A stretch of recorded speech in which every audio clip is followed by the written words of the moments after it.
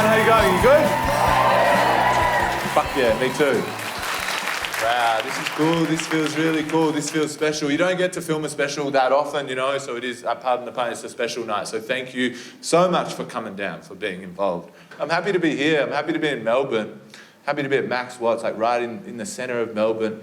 And just Melbourne generally, I've been away and I felt a bit homesick. I just got back from America. Felt homesick in America because people there are too animated. I was trying to buy a smoothie one day in Brooklyn. A guy came in. While he was ordering his smoothie, he was dancing. Seriously, like full on, you know? Like, yeah, let's get some antioxidants. Oh, woo, oh, you got ginger? Let's get ginger. Like, you feeling it? He's like going over to people. You feeling it, bro? You feeling it? Woo, you feeling it? And I felt so alone because, like, obviously, like all of us, I was like, shut up, man, in my head. But everyone else in this cafe is like, whoa, I am feeling it, bro. Whoa, yeah, this guy's got a good energy, doesn't he? Imagine doing that at a cafe here. Imagine the Melbourne barista. What are you doing, man? You're being weird. When I order a coffee here, I feel like I'm in the way. Sorry, can I have an oat latte? Apologising as you order. Sorry, can I have one sugar? I'm really sorry. My bad, sorry. Thank you, sorry. Recently, I saw a man staring at a tree. And it took me by surprise. I was in a city, the city of Adelaide. I saw this guy just standing there, staring at a tree. And I feel like in my life, I'm so distracted, so not there in any moment that I'm in. I'm so somewhere else that when I'm out in the world, I see someone just having a nice, still moment. It's so foreign to me that it actually freaks me out. I saw this guy staring at the tree. I nearly called the cops. Truly, I was listening to a true crime podcast at the time. I was like, that guy's the fucking killer for sure. I nearly spear tackled this bloke. Because I'm always in script mode. Like when I'm out in the world, I'm not having authentic moments, you know, I'm not having proper conversations. I'm not listening to what the other person says and then responding accordingly. I'm just doing a script so much of the time. I realized recently, like, so much of my life is spent in that script mode, just having rehearsed interactions. I know my lines, they know all their lines. Usually you don't realize, like you could do a whole day in script mode, not even realize it. You usually don't realize it until the other person randomly goes off script. Out of nowhere, no warning. I got in an Uber the other night. I was like, hey mate, busy night? He goes, yeah, pretty busy. I see you're wearing a Patagonia shirt. People say that's an ethical brand, but I'm not convinced. What the fuck script is this guy doing? I didn't get sent this version, brother. He's doing The Sopranos, I'm doing fucking reruns of Home and Away. I felt out of my depth. It's 3 a.m, I'm holding a kebab, I'm not ready for the Patagonia ethics chat, man. I want to be off script. I want to be just having those real moments, those real interactions. But there are certain environments where it's better to stick to the script. Like I have a day job. I work at a school when I'm not doing this. I'm not teaching, I'm a teacher's aide. I'm like in the classroom helping certain kids. And sometimes you slip out of the mode that you're supposed to be in, and it's not that good. I was sitting at the back of the room next to a year 9 student, right? I've been working with this kid for a few years, so I'm really invested, I'm really backing him. He put his hand up in class, answered a question. It's quite a big deal for him because he's quite socially anxious. And it was a beautiful answer as well. Teacher said, why is school important? Or some shit like that. And he said, it's important because you can learn things, but you can also make friends at school. Yeah, and in the silence of that classroom, much like the silence that we're in right now, at this volume, I went, fuck yeah, Benji. Which you're not supposed to do. I don't know if you know much about working in schools. It's strongly discouraged to do that sort of shit. I like working with kids because they don't have a script yet, you know? They don't know what they should and shouldn't say. They just say weird shit. They're honest. Like young kids, like little kids, they don't care if you get offended. They just speak with pure honesty. I was talking to a girl at the school the other day. She's 8 years old, right? She was trying to ask me how old I am. I could tell that's the question she's trying to construct. But she kept fucking up the wording of it. It was really cute. She's like, at what month is the number of your days? She had a few she's like, at what year is the number of your birth? And then like she was fumbling around with it for ages, really thinking. And then eventually, truly, she looks at me and she just goes, when are you gonna die? Like in her heart of hearts, that's what the real question was, you know? Which maybe it is for all of us, if you think of it like that. I'm going to start asking that at parties. Happy birthday, John, when are you going to die? At the dog park, she's gorgeous. When do you reckon she'll die? That one's sadder, isn't it? Sadder to think about a dog than it is a human. That's weird. Interesting. It's good. It's weird, like, even that comment, I think about this a lot. Young kids don't really care that much about death. Like, the way they talk about it. They throw it around in conversation like it ain't no thing.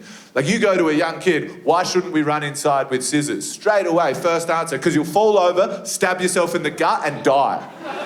They just go to that point really quickly. They talk about death like it's nothing. I feel like young kids and then really old people at the very end of their lives, very blasé about death. Like my grandpa, before he died, he said something to me I'll never forget. He was 95 years old. I went and visited him, and he said to me, actually first he said, Lewis, I want to show you something. And he took me into his bathroom. I was like, I don't like that that's the setting for you showing me something, Grandpa. But then he pointed at the ground, right? He's like, have a look at that. I'm like, what am I looking at? He's like, have a look at that. Usually I get the packet of 24 toilet rolls, but this time I got the 12 pack because I figured it should probably see me out. That's morbid, isn't it? I respect it though, it's frugal. Also, what a fun guessing game to play at the end of your life. Isn't it crazy that that's what life amounts to? Like, that's what you're doing at the end of your life.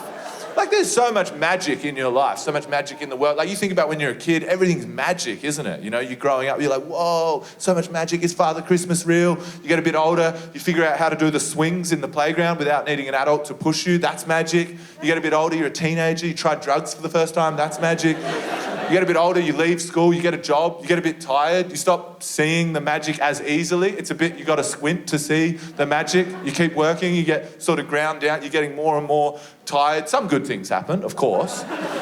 You fall in love, but after a while the magic dies. A few years later, so does she. And then at the end of your life, you find yourself just at the supermarket, 93 years old, aisle 12, just going, how many more shits am I going to take? I want to nail it. I want to nail my shit for sheet ratio because it's my last little game on this planet, my last slice of magic. And he died before COVID, my grandpa. I'm so glad that he didn't live to see COVID. That would have been a harder time for older individuals. Not only does the virus affect you disproportionately, you also have to watch much younger people greedily hoard the one thing that still brings you joy.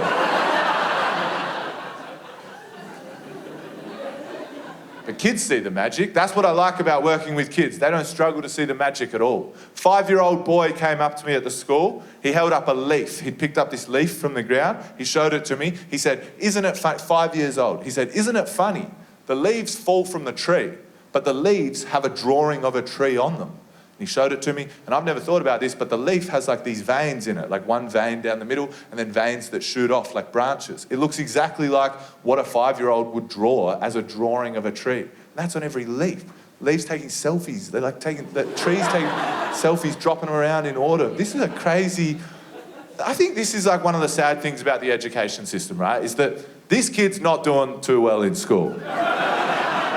But like, you should get like some sort of like a medal or like a certificate, some sort, like if you say something when you're 5 years old that then a week and a half later gets discussed by 3 30-year-old men on mushrooms for an hour and a half, you should get a prize, I think. That is impressive. I overthink things. Working at the school, I get worried about stuff. Like, I get worried about the future of the world. I get worried about climate change. I've been freaking out about climate change so much. I've been so worried about it, I decided to stop it.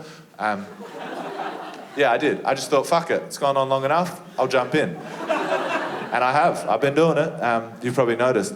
I have been doing it. The way I've been doing it, I've started using eco-friendly cigarette filters. I don't know exactly what they do, but they're eco-friendly. I figure if I smoke enough, I can turn this thing around. You know what I mean? You've probably noticed, you've probably been walking around, oh, the trees look greener, there's more birds around. That's me doing that. I'm having 80 darts a day. I can't walk up a flight of stairs, but I'm willing to do it. Just by a round of applause, does anyone else use eco-friendly cigarette filters? No wonder the reef's fucked. Come on, guys. Some of you are sitting there, you're thinking, oh, well, I don't even smoke. Well, start fucking smoking then. It's urgent. It's funny the shit we do, I reckon. Like, you know, I was thinking, like, if I have kids in the future, there'll be a moment, won't there? Like, if we keep going the way we're going, my kid's like 10, 12 years old, something like that. They'll say something, they'll ask, won't they? Hey, Dad, what did you do to stop it? When it was all kicking off, this climate change shit, what did you do to stop it? That's an awkward one, isn't it? I got this cup, Josh. It's like a normal coffee cup, but you can use it more than once. I actually had to buy a lot of those because I kept losing them, but it's still better. One time I was at a bar, I saw the bartender give a guy a plastic straw without even asking him if he wanted a straw. I was pretty coked up. I said, brother, don't do that. And yeah, that's it. Go to school, Josh. My friend said this to me. This is one of the stupidest things I've ever heard. He said, you shouldn't use condoms because they're not biodegradable. Apparently, he said you shouldn't use condoms because they never break down. Eventually, they end up in the ocean. Fish end up choking on them and shit, so you shouldn't use them for that reason. I assume that doesn't work in the bedroom, that line. I doubt any of his sexual partners are like, fuck, you're such an environmentalist. Good point, take it off. But also, it's such an illogical argument because, like, think about the purpose of condoms. Think about what condoms achieve. Like, if humans are the ones causing ecological disaster, more condoms equals less humans. Condoms are the best thing for the environment, regardless of what they're made out of. Make them out of anything. Make them out of seals, whales, depleted uranium. Who gives a fuck? They'll always be the best thing for the environment because more condoms equals less humans. More condoms, if you think about it, eventually equals less condoms. So they're our best defense against themselves. If you want a world with less condoms, start wearing a fucking condom. Would be my advice.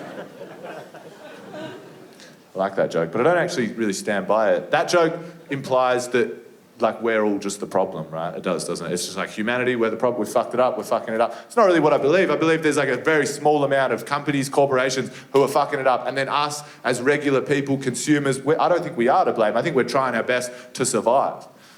But I don't know how to make that funny, so I had to just... the other joke. The shit limitations of comedy, you know? You can't just say that. There has to be a laugh at the end, otherwise we're just, I don't know, we're at a rally or something. It's not, it's a different thing.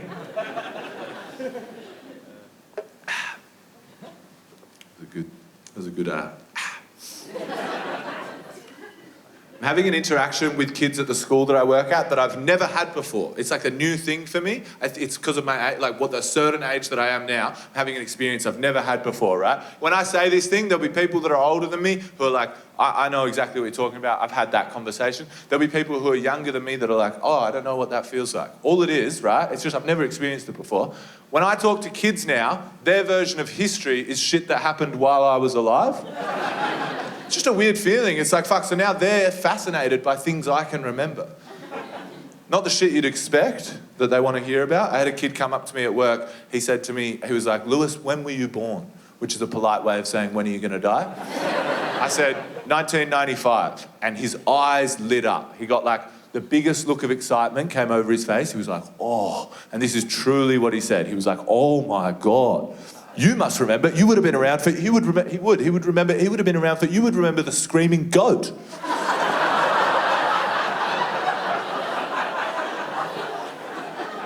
And I was like, what? I was like, what are you talking about, man? And then he explained it to me, and when he explained it to me, I actually did remember. Some of you obviously remember. The screaming goat was one of the first viral YouTube videos, one of the first videos on YouTube to go massively viral. All it was a video of a goat standing in a paddock, and it just went, ah, ah. That's a perfect rendition, by the way. Google it tonight, you'll be like, fuck, he nailed that fucking screaming, ah, ah. You might remember this chapter in the saga. Some genius took the audio of the screaming goat and clipped it into a Taylor Swift song. So it was like, I knew you were trouble when you walked in, now I'm lying on the cold hard ground, ah. And to this kid, that's a monumental moment in human history. He was so intrigued. He actually said, he was like, what was it like when it dropped? It was crazy, man. I wasn't going to lie to him. I mean, we all remember it was fucking hectic, wasn't it? It was intense. It was actually dangerous. It got out of hand. Everyone just running through the streets. Do you remember that day? Oh, my God. Pandemonium. People lying in the middle of the road reenacting it. Now I'm lying on the cold, hard ground. I've actually lived through some pretty significant shit, mate. Major historical moments, you know? I saw heaps of shit. I saw the double rainbow dude. I saw succulent meal or whatever. I remember when Charlie bit the other one on the finger.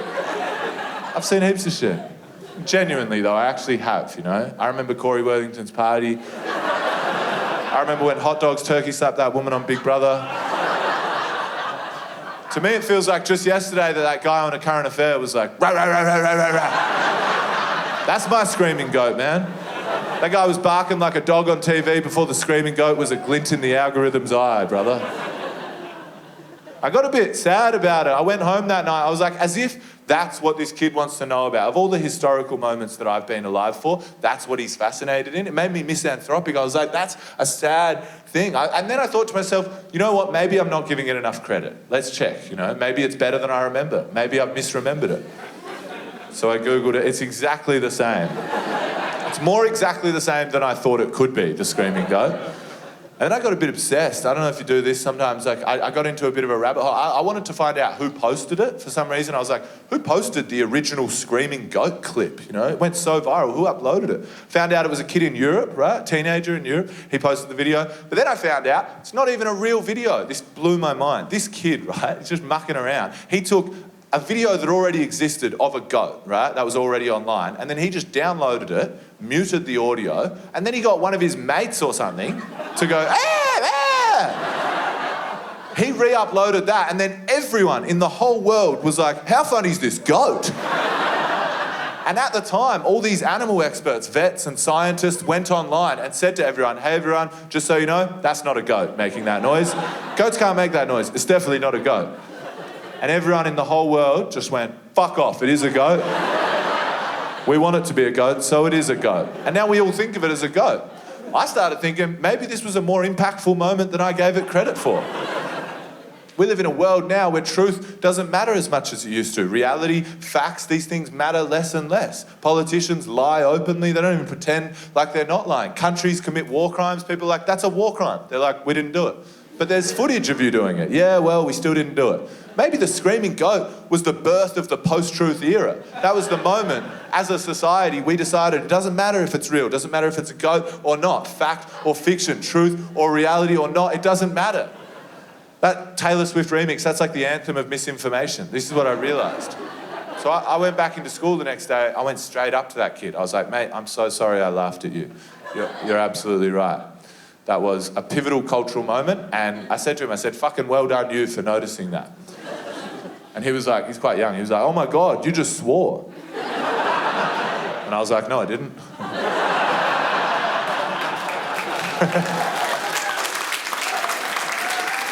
And he was like, you did, I heard you. And I was like, well, you're being anti-Semitic. Because if all else fails, you know. Like it.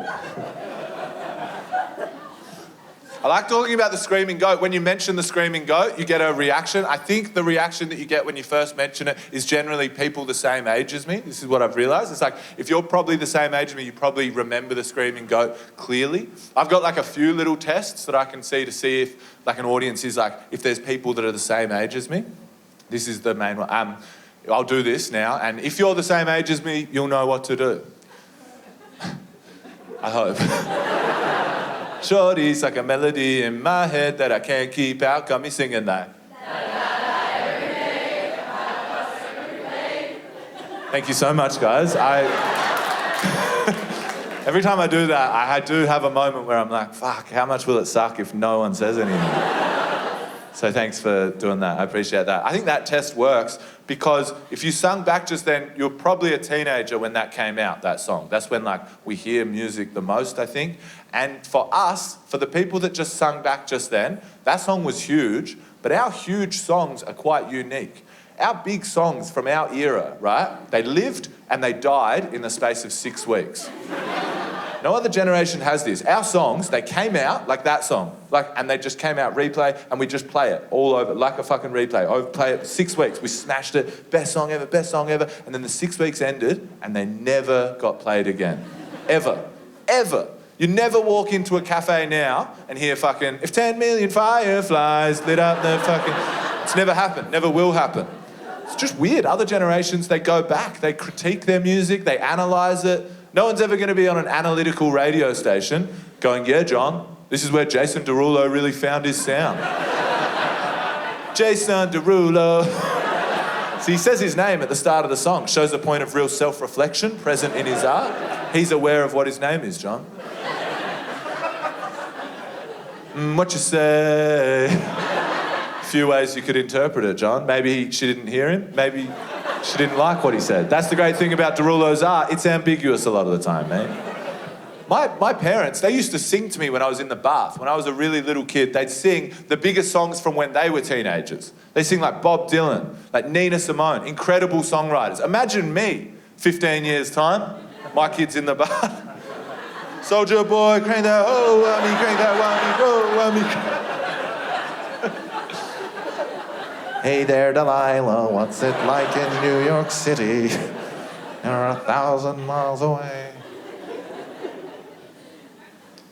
Our songs sucked. I had an interesting experience with music as well because I'm deaf in my left ear. I don't have any hearing in this ear, which doesn't affect my life in any way except for this one thing where when I was a kid, I got an iPod, right? And no one told me that headphones don't distribute equal parts of the song.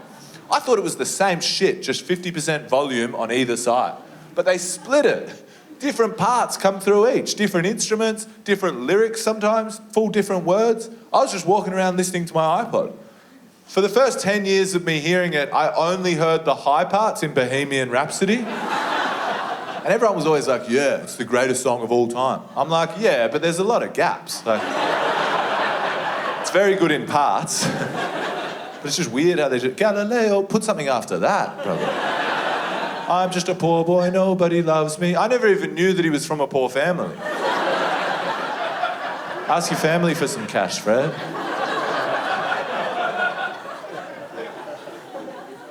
I got iPod when I was about 12 years old. Around that age, a couple years later, right, when I was like 14, I got a job at a supermarket where I lived in Adelaide, supermarket near my house. And I loved that job. I worked there for ages, and I enjoyed chatting to people at that job. I had a favourite customer at this supermarket that I worked at. His name was Mark. I actually hated this guy for a long time. For about a year, I thought he was a prick, right? He'd come in, he was always friendly, but he never remembered me. He never gave me any recognition that he remembered me, but he was a regular customer. He was shopping there every day, and he was never familiar with me. So much so, it was so jarring that I confronted him about it. I'm like 15, and I said to him, I was like, man, you know, you've met me so many times. Like, why don't you remember me? And this is completely true. I've never met anyone before or since with this condition. He told me that he had amnesia. He forgets every interaction that he has. He can remember other things, like how to get around, like tasks, like, you know, skills, shit like that. He can remember all that. He can't remember faces and conversations. If you chat with him, he will forget it. He might remember it for an hour. He might remember it for a day. But in the next couple days, at some point, he will definitely forget it. I became kind of obsessed with thinking about like how this guy's life would look. He was also such a nice dude. He'd always, at the end of every chat, I'd say, have a good day. And he'd always say, every day is a good day, which is like such a bullshit scripted phrase. But when he said it, it felt genuine. It felt authentic. It felt like he was saying it for the first time, which maybe, I guess, in a way, he kind of was. One time I saw him at the local library. I was printing shit off and I was really stressed. I remember feeling stressed. I was like 15. I don't know why I was stressed when I was 15, but I was for some reason. Suddenly, I heard piano playing, right? And it was such good piano that I thought the library staff had put a CD on. I thought they'd chucked in like Chopin's greatest hits or some shit. I turned around and at the piano in the library, Mark was playing.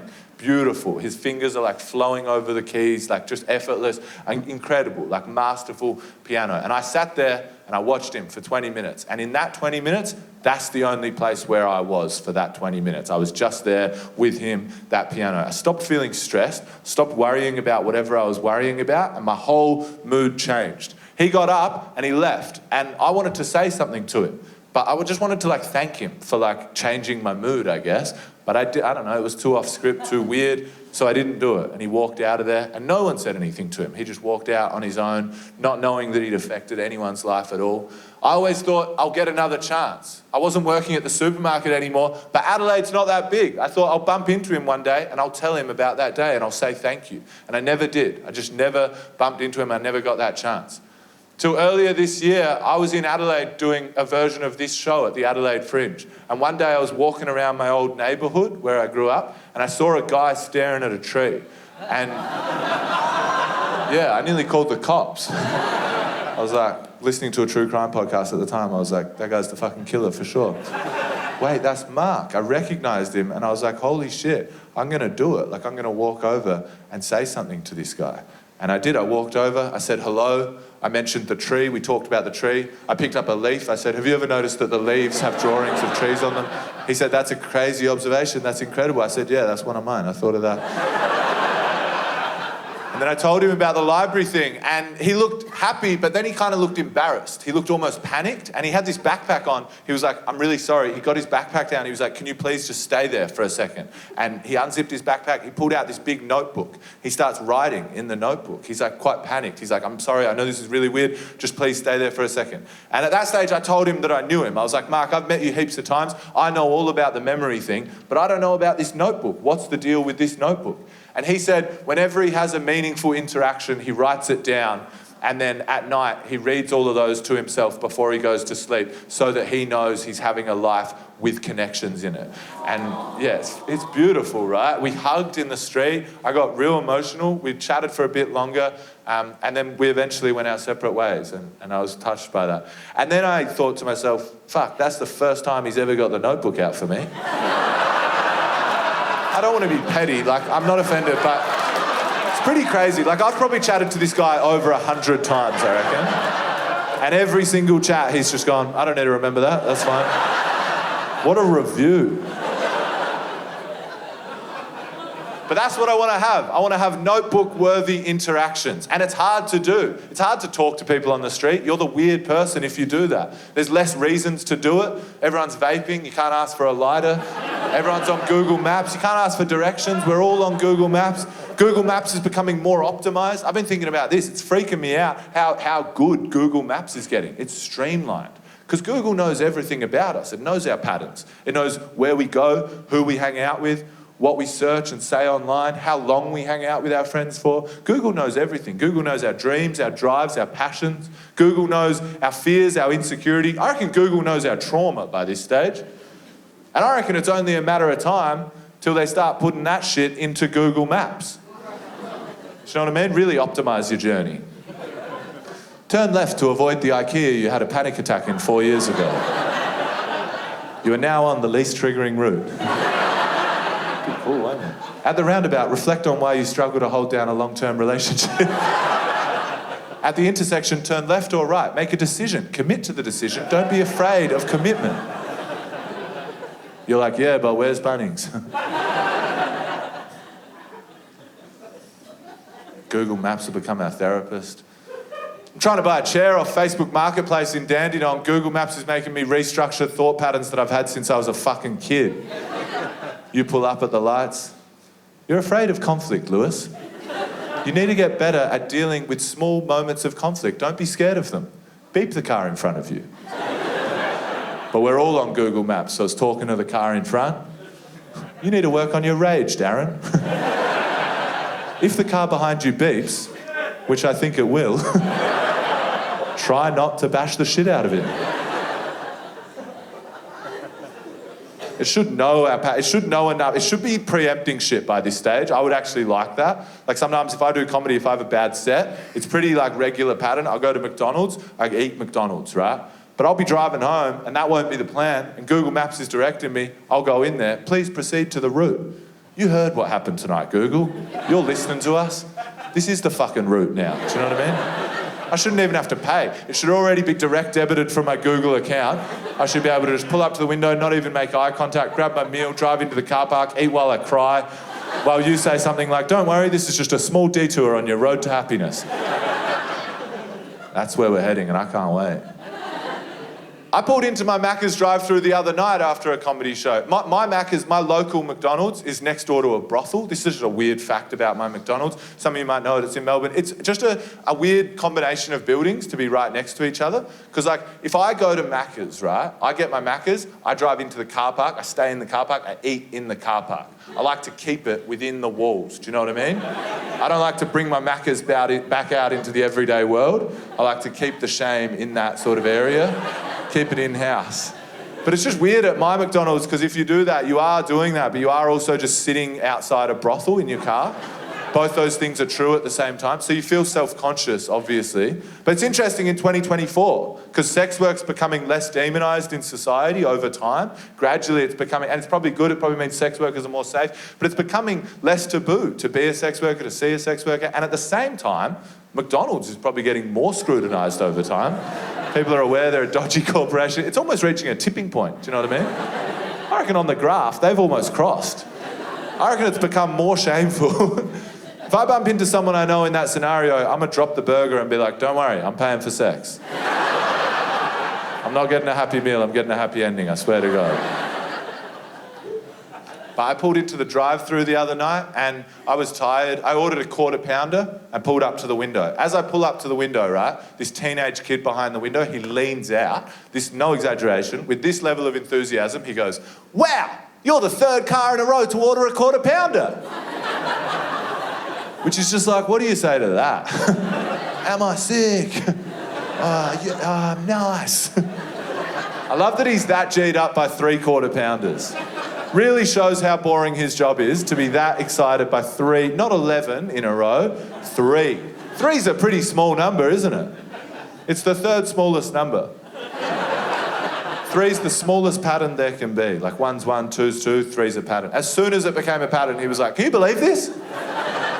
I like to think about his trajectory, you know, because at some point he's on 0, right? It's just a normal day at that point, isn't it? Just a normal day at Macca's. Then he gets 1 quarter pounder. I'm assuming he doesn't react to 1.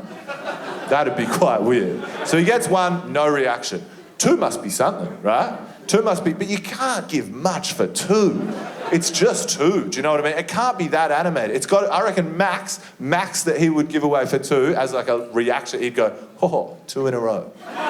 Do you know what I mean? Like, that's where, so from 2 in a row, to, wow, you're the third car, that's a huge jump. That's like 6 quarter pounders worth of like enthusiasm level jumped. Makes you think maybe something else was going on. Maybe there's more to the story. Maybe this kid was crunching numbers. He had a spreadsheet up in this booth. He's doing advanced numerology. It was 2 Big Macs, 1 hash brown, 3 quarter pounders directly corresponds with Fibonacci's sequence. Maybe he'd cracked some code. I never found out because I was still in script mode. Sometimes when someone changes the script on you without warning, you don't really know what to say and something just comes out of your mouth. He said that and I went, yeah, quarter pounder, pound time. You know when you have those moments where you're just like, what the fuck did I just say? I just yelled pound time at a teenager. In his head, he's like, that guy's definitely just come from the brothel, hasn't he? I had one at a petrol station. I was buying petrol the other day off a blokey bloke, right? The guy serving me at the petrol station, he was the epitome of a fucking blokey fucking bloke, you know? Blokey fucking, yeah, mate, fucking, fuck yeah, mate. They love a script, those dudes. They fucking love a script. Fucking footy, fucking cool change. Fucking alternator's fucked. Always the alternator. Not even a machine that you're discussing. That's my dog, Daryl. They're good with machines. I'm not saying that as a diss. I respect it, you know, and they're helpful. If you don't know the sort of dudes that I'm talking about, break down on the side of the road. 3 of them will appear straight away. You need a hand, mate? You need a hand? I don't know how they know so quickly. They must get a notification or some shit. They're like sharks sniffing blood in the water. Flat tyre on Moreland Road. Got to go emasculate a hipster, and then they just do. And they do. I think blokes like that get criticised for not being progressive, and maybe there's some truth in that. I don't know. I don't want to do that. I think that we forget some of the great things that blokes like that do. Like the speeding camera warning. If you're out in the country, you drive up to a speeding camera, right? There's a mobile speeding camera set up. If one of those blokes has driven past that speeding camera in the opposite direction, he will warn you. He will flash his lights no matter what. It's programmed in. It's part of their fucking script. So, like, too much, if anything. 100 Ks past, still warning people. Just confusing them at that stage. And I think it's beautiful. And also, I think it's inclusive.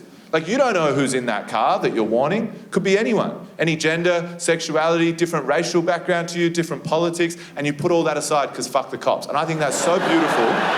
It genuinely warms my heart.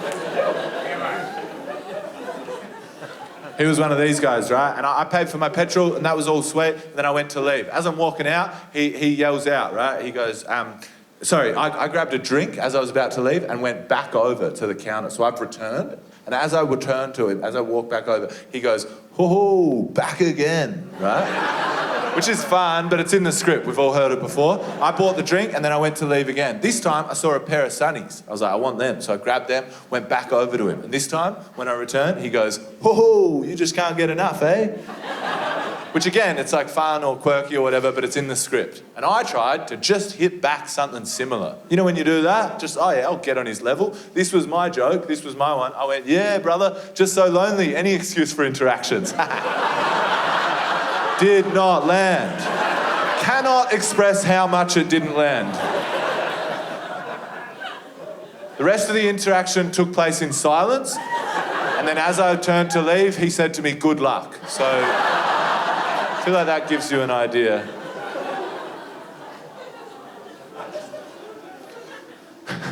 I love those moments. I think, right, when I'm out in the world, sometimes you have one where you're awkward and you fuck it up. Other times you have one where you try to help someone and they don't want your help, they don't want your interaction, whatever, they reject you. And I think those moments, they really deter you from doing it in the future. Like my ex-girlfriend and I, we were driving across far north Queensland, right? We're in the middle of nowhere, we're in like a big road trip. And as we're driving along, we saw a dude standing on the side of the road. I'd never picked up a hitchhiker, she'd never picked up a hitchhiker, but we were in the middle of nowhere. We hadn't seen a car all day. This guy had no other option. It was really hot and we decided we've got to do the right thing here. He's got no option. So we pulled over. We were kind of excited, you know. We were like, "Mate, where are you going?" He said, "Townsville." We said, "We're going to Townsville. We can take you to Townsville." He paused for a few seconds and went, "Actually, I think I'm all good." What? It's honestly the most offensive thing anyone's ever said to me. I don't know if any of you have ever found out that you look like a serial killer, but it's a pretty weird thing to be inadvertently told. It also just caused the weirdest argument between my girlfriend and I. We spent the next 2 hours of that drive just arguing about which one of us it was that caused him to say that. And I'm not going to say that it was that argument that ended our relationship, but I don't think me telling her that she had beady, suspicious eyes strengthened our bond. Fuck that prick, it was so rude of him. I didn't even regret going back there and killing him. Fuck him. I'm having a lot of fun. Thank you so much. I'm really enjoying this right now. It's good. It's good energy. Thank you. Thank you, that's lovely. That's funny, isn't it? Can you guys see that? That's fun. I think that's funny. Imagine that, you just laugh so hard that you're like, actually, I'm going to mosh. We probably don't need those tonight, but they're quite bold, aren't they? It's really like safety first. You never know. Having a really good time, thank you. I went to, me and my friends, we went to a hippie music festival recently. We went to this proper hippie music festival in search of off-script, authentic interactions, which was misguided. But we had a really good time. I want to tell you about the time we had, because we had a really good time, right? Me and my friends, we did so much ketamine that we started to feel weird when we weren't on ketamine. How crazy is that? The ketamine would start wearing off. We'd be like, whoa, something's kicking in. Oh no, that's my actual brain. Welcome back. If you've never done ketamine before, I don't want to alienate the crowd, so I'll tell you what it's like. Although, I mean, in Melbourne, I don't know if this explainer is that necessary, but it's like, this is what it feels like, this drug. It feels like, for me, it's like, you know when you're in your house, right, and you're sober, and you think to yourself, I'm going to go grab something from my room. So you think that thought, and you're like, I'm going to go grab my water bottle. and then you walk through your house to do that. But something happens on that walk. I don't know what happens, but something happens, and then you step foot into your room, and straight away you're just like, why did I come in here? Who am I? That's, if you want to feel like that for a longer period of time, do ketamine. That's exactly what it feels like. We're moving around the festival in that state, right? We're enjoying it, but we're in that hazy state. We went into this big tent. We walked into this big tent, and we started talking to this hippie dude called Mikkel, hippie dude from Germany. And he was telling us about astral projection. And I was listening, right? Because I love a lot of the hippie shit. Like, I'm quite into the hippie jargon. Like, I think with the hippie stuff, it's like, I'm in, and then I'm out.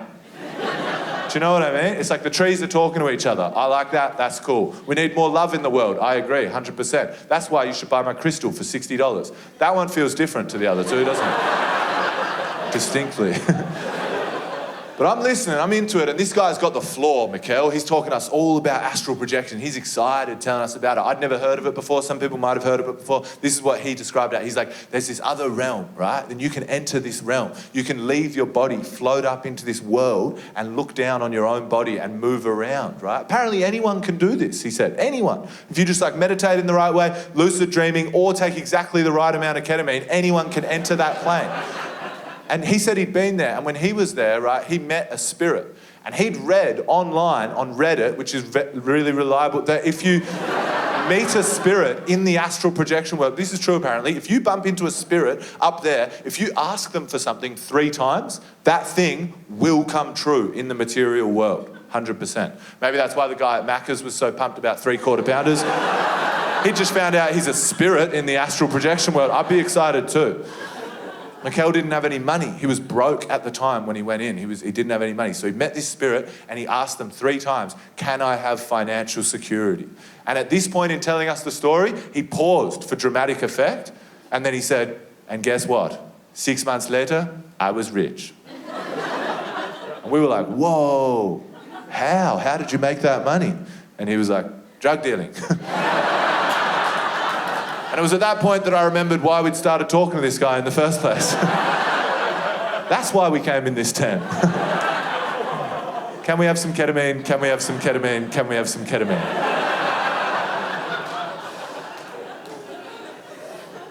The hippies told us to get off our phones. That was one of the big takeaways. Stop looking at your phone. I resonated with that. My phone addiction has gotten so bad. This is something I do lately, right? I'll sit at home, I'll look at my phone for hours, and then I'll think to myself, enough's enough, Lewis.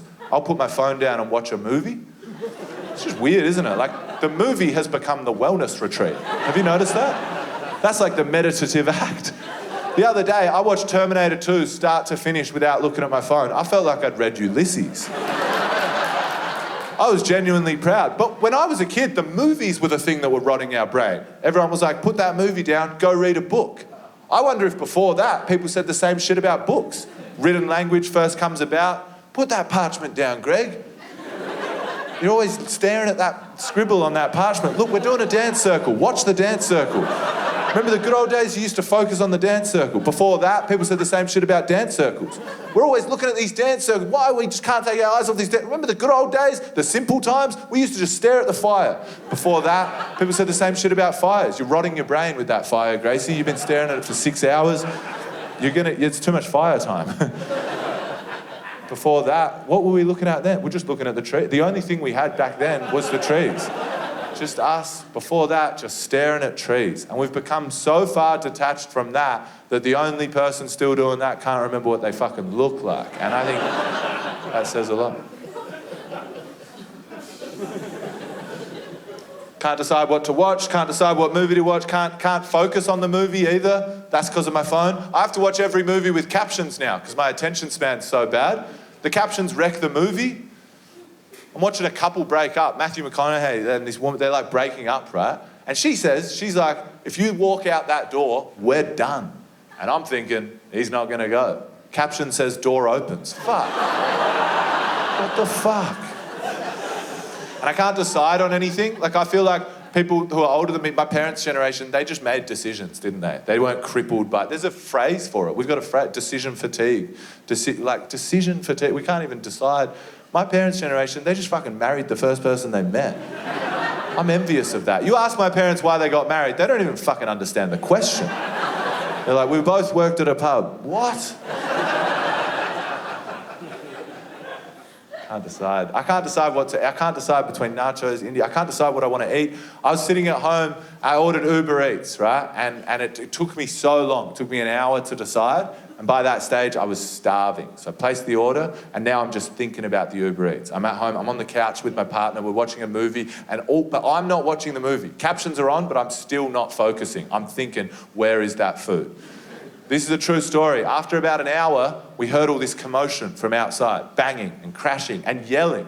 And I went to the front door, and I opened the front door, and as I open it, the Uber Eats delivery driver, he kind of arrives on my doorstep. He like steps onto the doorstep as I open it. He starts talking straight away. He's like, man, I'm so sorry. I went to your next door neighbour's house by accident, and I think they must have got a fright, because they started screaming at me. They were yelling and banging on the door and swearing, and it really scared me. I think I'm shaking. And I looked at his arm, and it was shaking. This dude's like younger than me. He keeps talking. He's like, man, I don't know what I'm doing. I've only been doing this job for 3 days. I don't know what the fuck I'm doing. I nearly got hit by a car today. I'm just really stressed. I'm in silk boxer shorts, no t-shirt. I start hugging the dude, right?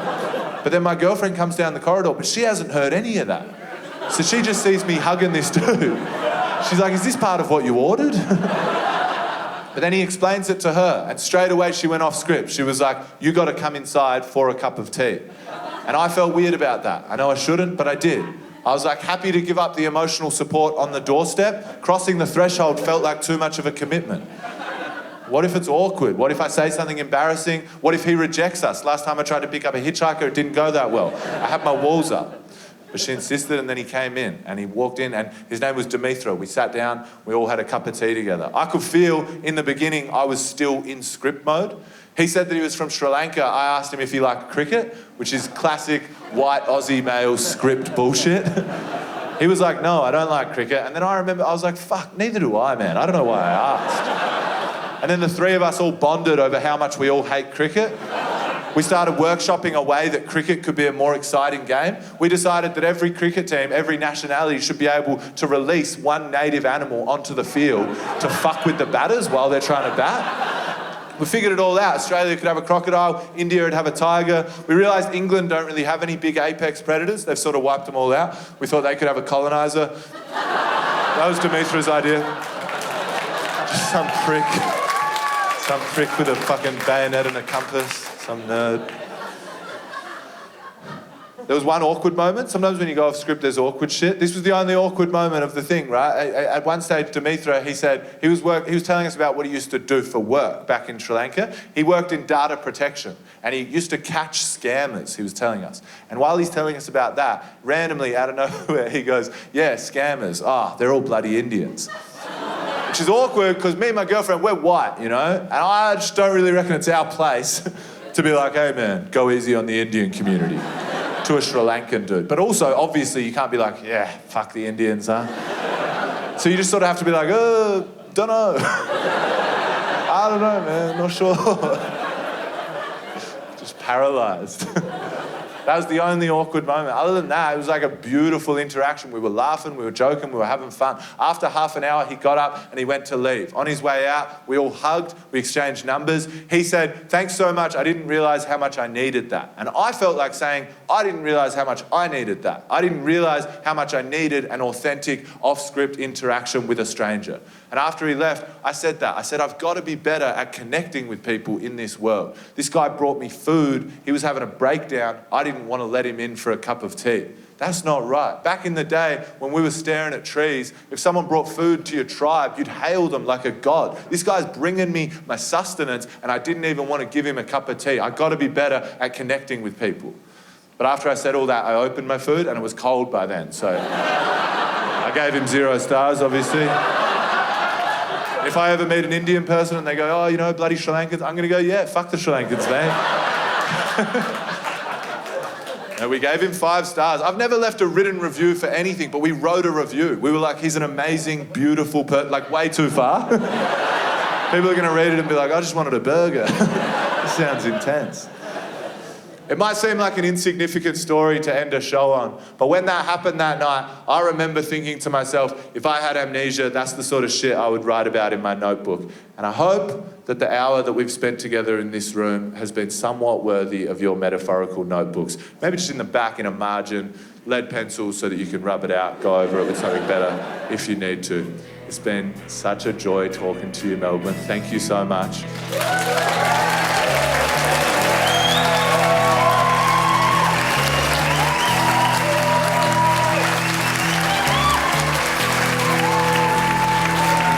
Thank you so much, Melbourne. Go off script.